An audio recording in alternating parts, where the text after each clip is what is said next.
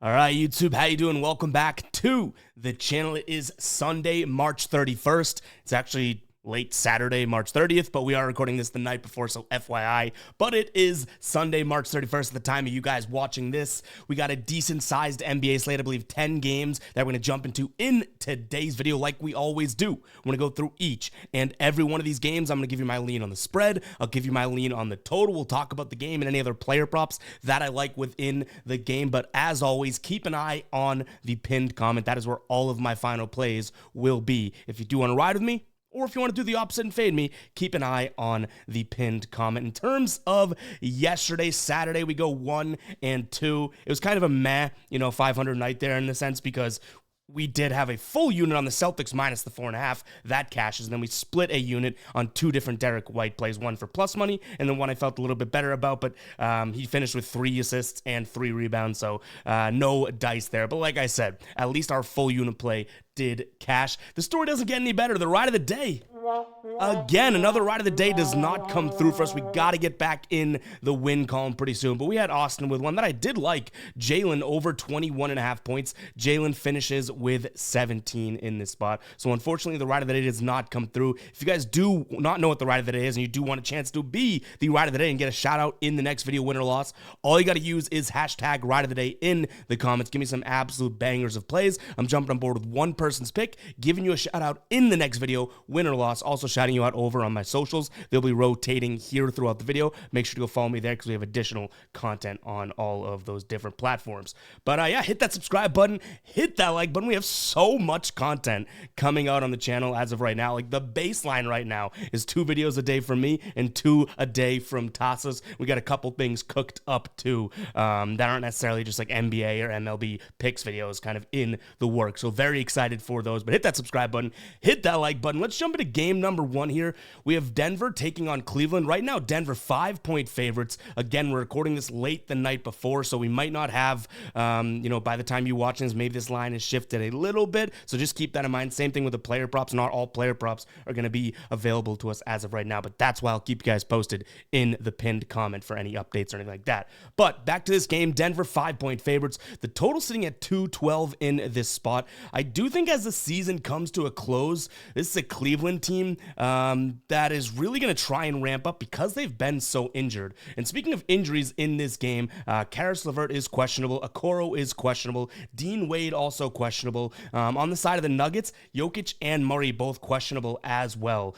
So we will want to wait out these injuries here. But good news for Cleveland is they do have their, mini big 3 back in a sense. And their starting lineup is starting to get healthier and healthier.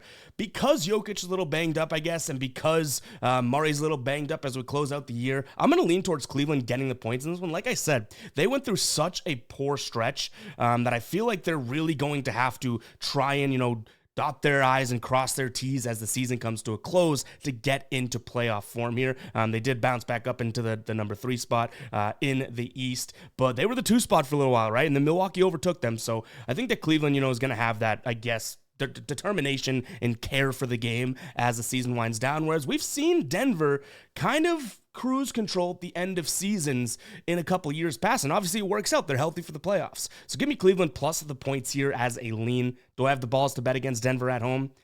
We shall see. In terms of a total in this spot, this is a low number, but I see what they're getting at here. The last time they played Denver, the last few times they've played, Denver really hasn't, or at least I should say, last time they played, Denver didn't score. Last 3 times they played, it's been kind of a lopsided game, but they've gone over 212 plenty, and I do think that Cleveland, as a healthy team, their offense is going to kind of, give you at least triple digits, and I imagine Denver, though they haven't the last 2 games, they'll get to triple digits as well, so slight lean. The slightest of leans to the over in this spot. If this is like a 216.5, I'd probably say pass, but I'm going to lean slightly towards the over. And like I said, so many injuries in this game, so we don't have any player prop action as of yet right now. But keep an eye on the pinned comment to see if we come up with anything as we continue to look into this game.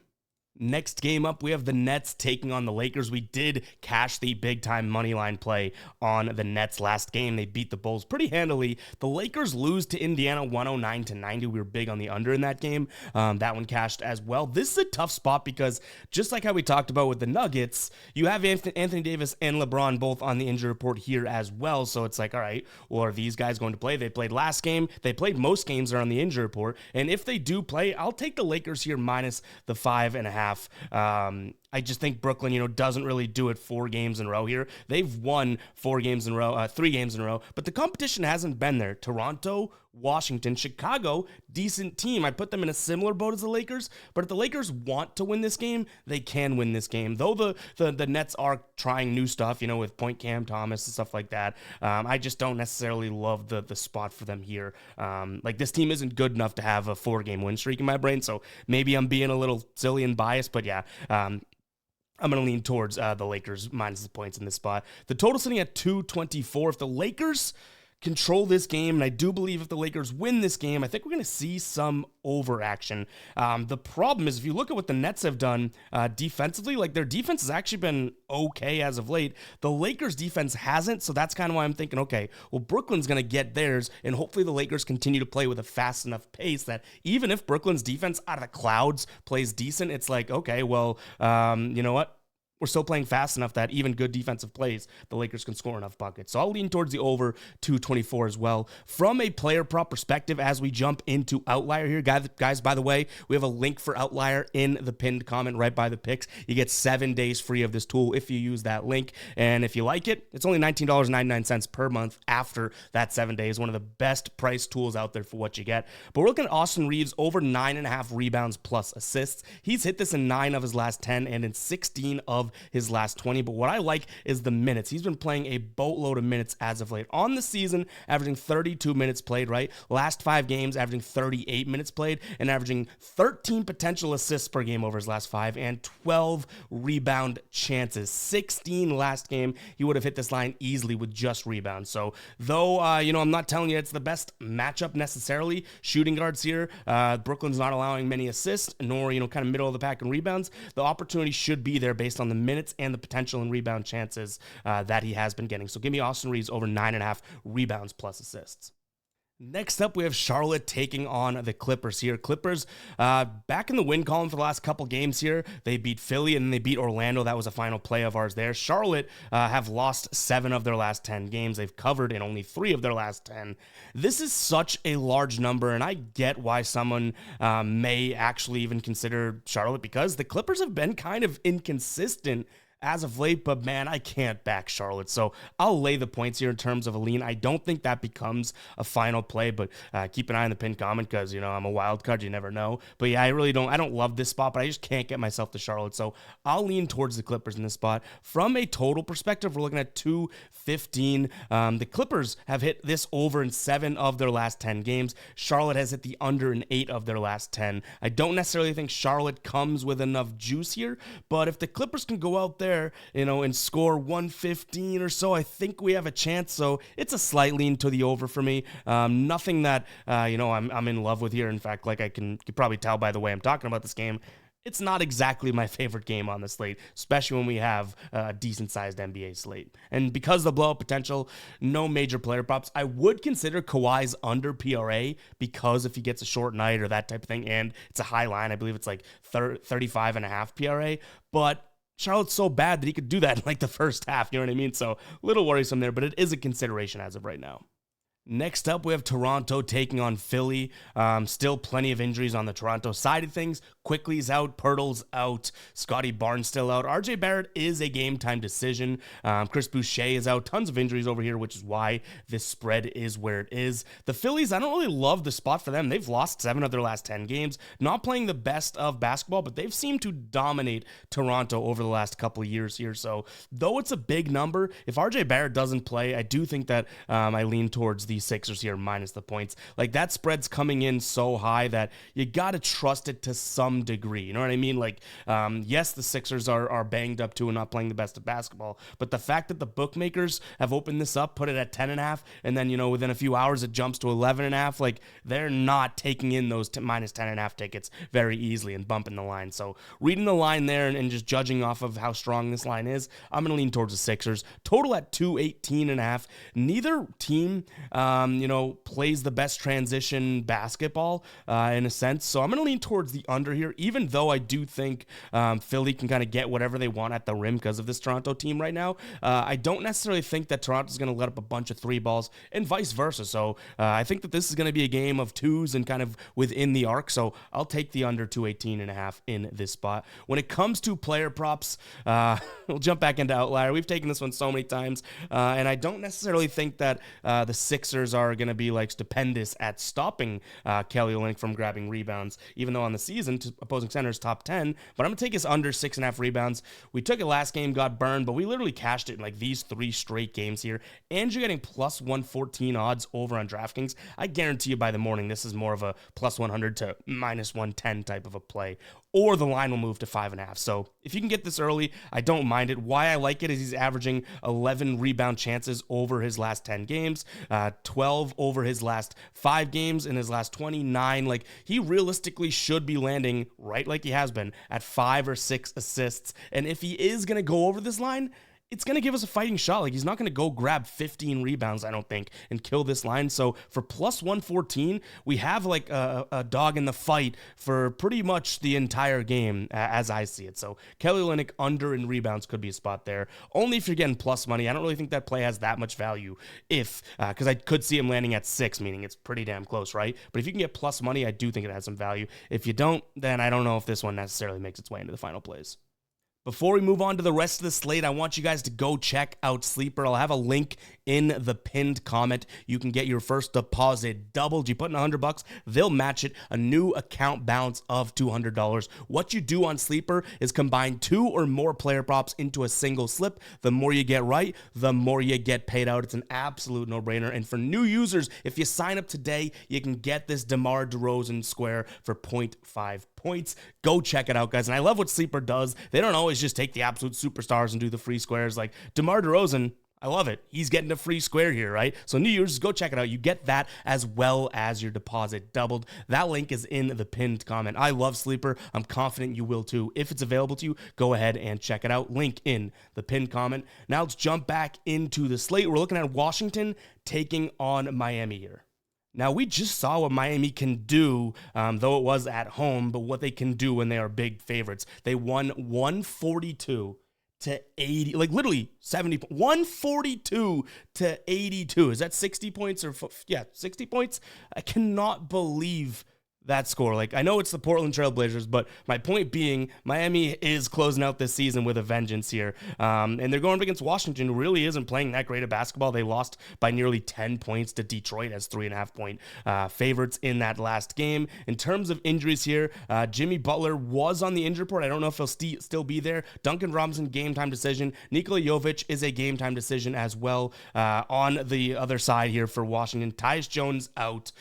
We have Kyle Kuzma, game time decision, Hampton game time decision, and Rashawn Holmes game time decision. So definitely, not looking great for them there. Kyle Kuzma doesn't play. I think that this is a lean towards Miami. I'm probably staying away from it altogether, but nonetheless, I cannot get to the Washington side whatsoever. In terms of a total here, I do think that this Miami offense, especially if they're healthy, like they can put up a decent offensive game against a bad defense. And you have Washington, who's going to play crazy fast, right? Over the last 10 games, playing with the fastest pace because their defense is so bad. So I'll lean towards the over in this spot. I'm not exactly sure what we're going to have for numbers when it comes to team totals, but if we could get, Miami to score 109 or something like that, I'm not saying that's going to be the case, but if their team total comes in anywhere around that, I do think that there's a chance they get to 110. So I could be way off in where the odds are and what their total is, but that's kind of what my idea is right now. In terms of a player prop, Bam Adebayo over 32.5 PRA. My one concern is a blowout here, but even in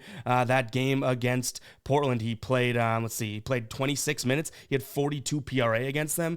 Washington's going to be in the same type of boat when it comes to, what they can do against the big men. Second most points allowed to opposing centers, most rebounds allowed to opposing centers, 17th most assists allowed, so they're okay there. But his assist numbers have been great. Last 5 games here in terms of potential assists, 8.4 potential assists, 16.4 rebound chances.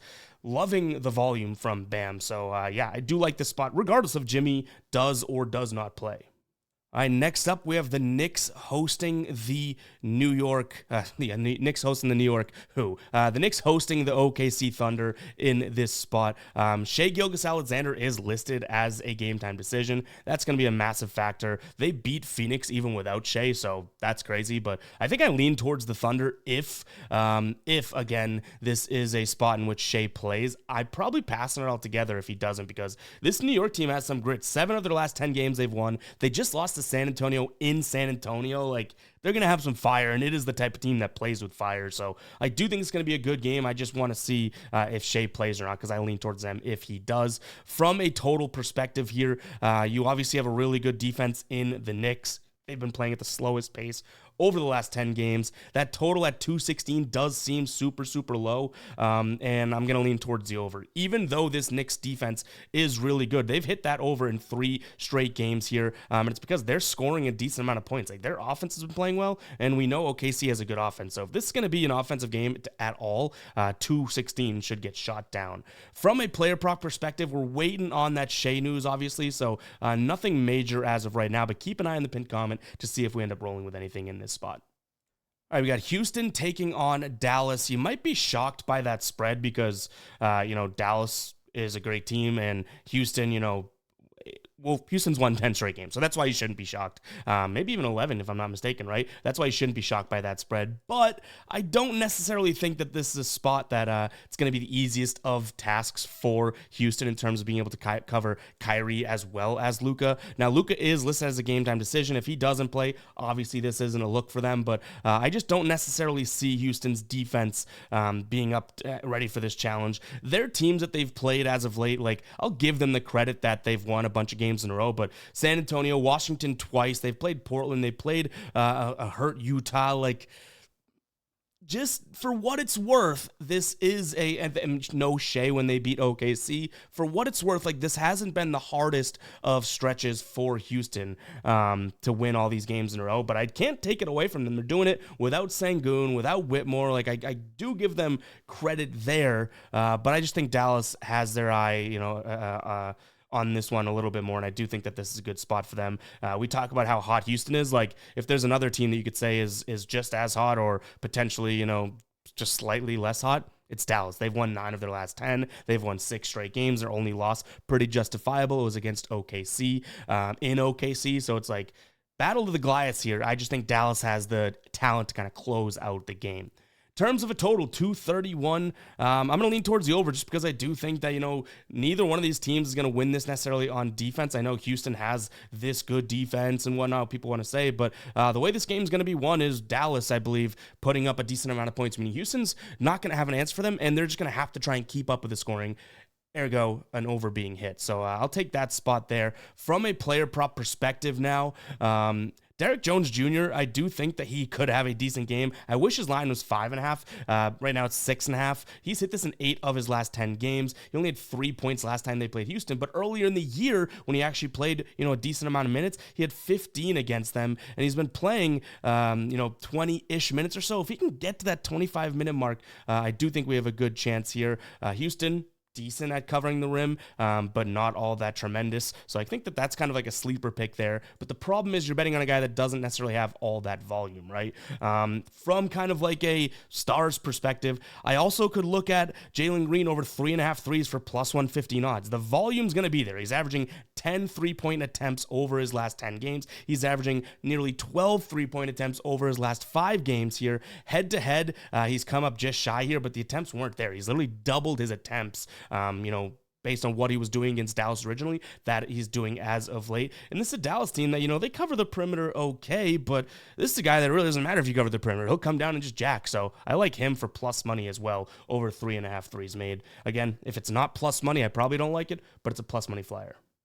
All right, we got Minnesota taking on Chicago. Chicago, like we said, coming off a pretty bad loss to the Nets. They were favored in that game, and they lose that game by a bunch outright. Minnesota, on the other hand, we do have to keep an eye on that injury report. Gobert and Anthony Edwards also listed on that one. They've won 4 straight games. They had a nice win against Denver the other night, 111 to 99 or 98, something like that, I believe.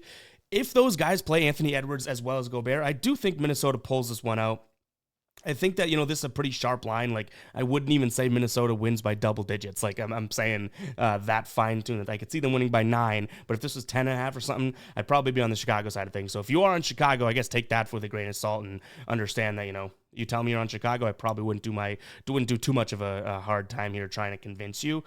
From a total perspective, I'm going to lean towards the under just based on what we've seen from both of these teams. Now, Chicago has had some high-scoring games, but nothing really consistent. But what has been consistent is the defense. If you throw out the 125 allowed to Brooklyn, I do think that that's an anomaly almost as of late. So I could see this being a low-scoring game. The one concern is that, and as weird as it is, the last 2 times these two teams have played, it's gone to overtime.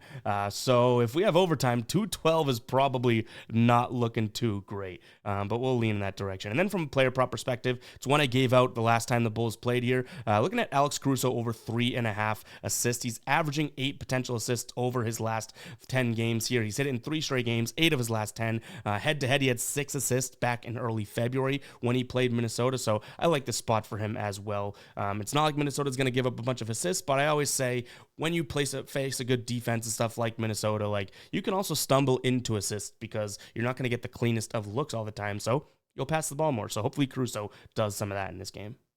All right, for these last 2 games, we don't have any player props lines out right now, so we won't touch any player props. But like I keep saying, I've said it a million times in today's video, keep an eye on the pinned comment. That is where all my final plays will be. If we stumble across anything in our research, during the day, we'll throw it in there. But we're going to Golden State taking on the San Antonio Spurs here. San Antonio getting 8.5 points at home.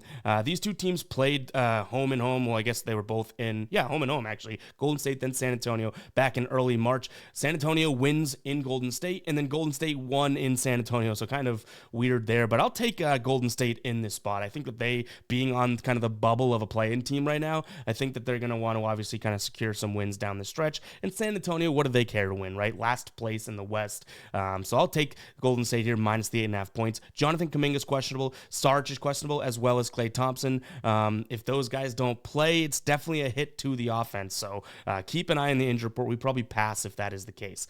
From a total perspective, 226.5. This is a battle of 2 teams that, I don't think the defense, Golden State's defense has been on par. Like, they've been killing it. 3 straight games of holding their opponents to under 100 points, but it was Miami, slow playing team, Orlando, slow playing team, Charlotte, slow playing team. When they played the Spurs, the second to last time they played, Spurs put up 126, and then they had a rough game at 102, but I do think that this game can get into the 230s based on the lack of defense from San Antonio and the pace from Golden State that I believe that they'll want to play at to win this game. So slightly lean towards the over in this spot as well. All right, last game of today's slate, we have the Kings taking on the Jazz in this one right now. Kings 11.5 point favorites in this spot, which I do think is a pretty big number, but what does Utah have to go off of as of late, right? Like, they've lost 9 of their last 10 games head-to-head against the Kings. The Kings have won 5 of the last 6, yeah. Both of the games this season they've dominated in, so I'll lean Kings in this spot. From an injury perspective, no Herter, we know that. Monk, I believe, comes back more towards the playoffs, so nothing really on the Sacramento side of things. Then Clarkson and Markkanen both questionable here. If they don't play, I could see this being a Kings lay here as well. The Kings playing better basketball than them. Now they're coming off of 2 straight losses, but this should be a get-right spot. Like, those 2 losses were against Dallas. Talk about a competitive game, right? This shouldn't be as competitive, so I'll lean towards the Kings. In terms of the total here, give me the over. We know Utah's going to run. And I think the Kings will want to run with them as well. I don't think this will be like the most defensive emphasized game. So give me that.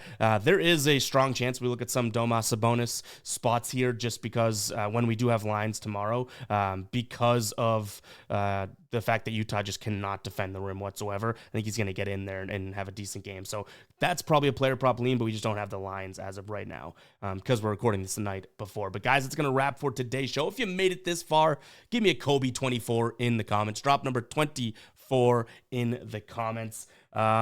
Make sure to go check out the baseball video as well. We swept 2 nights ago. Last night, only 1 game still to go, but we've already won our first 2 plays. So off to a good start in the baseball season as well. So make sure you're consuming all the content. That's why I'm telling you guys to hit that subscribe button, hit that like button, turn the notification bell on as well because we're going live. We did a surprise live stream a couple days ago. Tons of cool stuff on the channel, guys. So make sure to go check it out. But yeah, enough ranting from me. We'll catch you guys in the next one, all right? Peace out.